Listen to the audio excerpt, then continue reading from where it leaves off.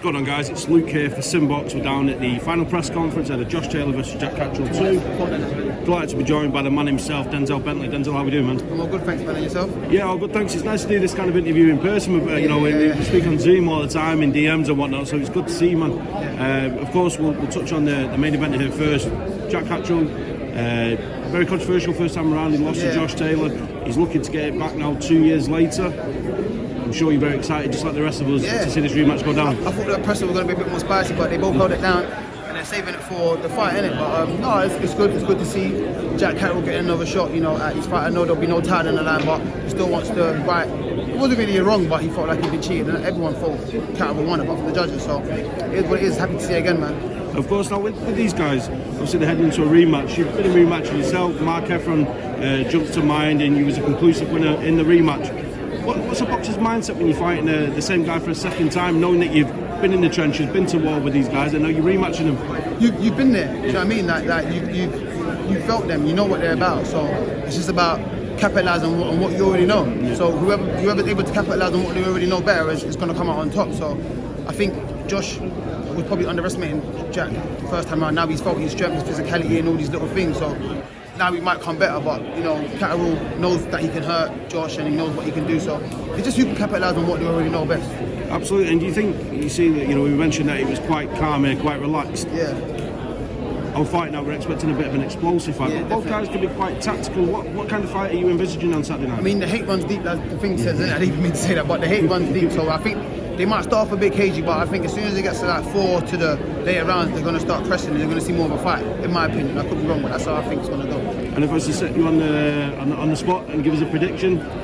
I feel Catterall, but I'm going to go with Taylor because I think he hates him so much, he won't allow himself to lose the Catterall, so yeah, I'm going to go Taylor. Of course, you're here today supporting stablemate Alice Zorro in a big fight against Chef Clark for the British title. You've won the British title yourself. You know how prestigious that is.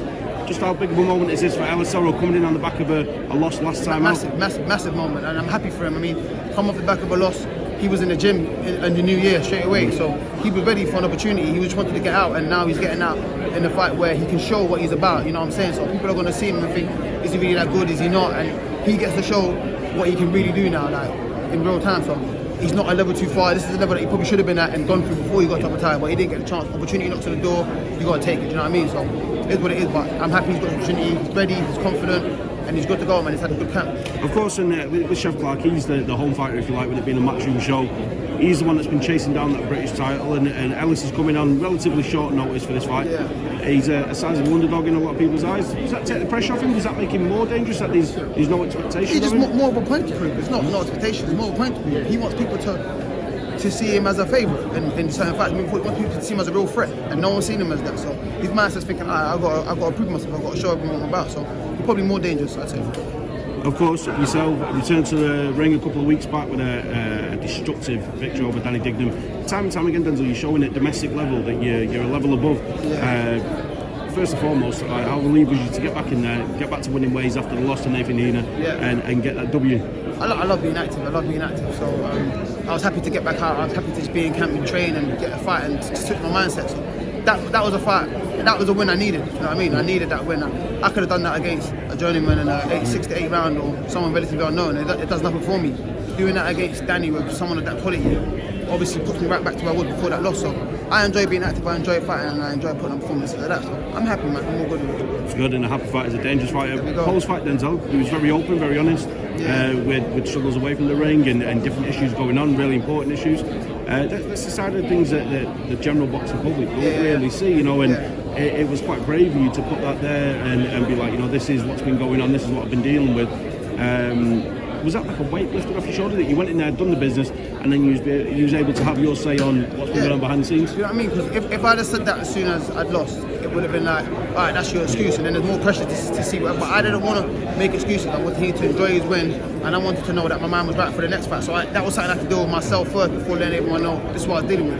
And there's a lot more than that. That's just one thing I can speak on. The last year has been quite hard. Like, had friends pass away, my son was gone premature. It's been kind of hard to deal with. I mean, even that week of the fight, I was at a funeral. You know what I'm saying? And my son's in intensive care, and I'm trying to make everything and trying to be there. You only get to make a funeral once. I'm only there for my child's birth once. So I'm saying, let's have another child, but for that child. it was just hard, but there was just so much going on. Even the morning of the fight, another friend of mine passed away, but I had to block it out. So it's just so much going on. But it's just a fight against myself. You can't just put everything out. Every time something goes wrong, there's no need to speak about it. I deal with it with me and my family and close friends and stuff, and then you move on. But yeah, I'm in a better place now, so I'm all good. I'm happy. Good to hear that you're in a better place, and I wish your son the very best as well. And condolences on the losses that you've suffered. Just moving on in terms of boxing terms, Nathan Healy's rematching Brad Paul's. A great fight first time around. I'm sure it'll be a great fight second time around.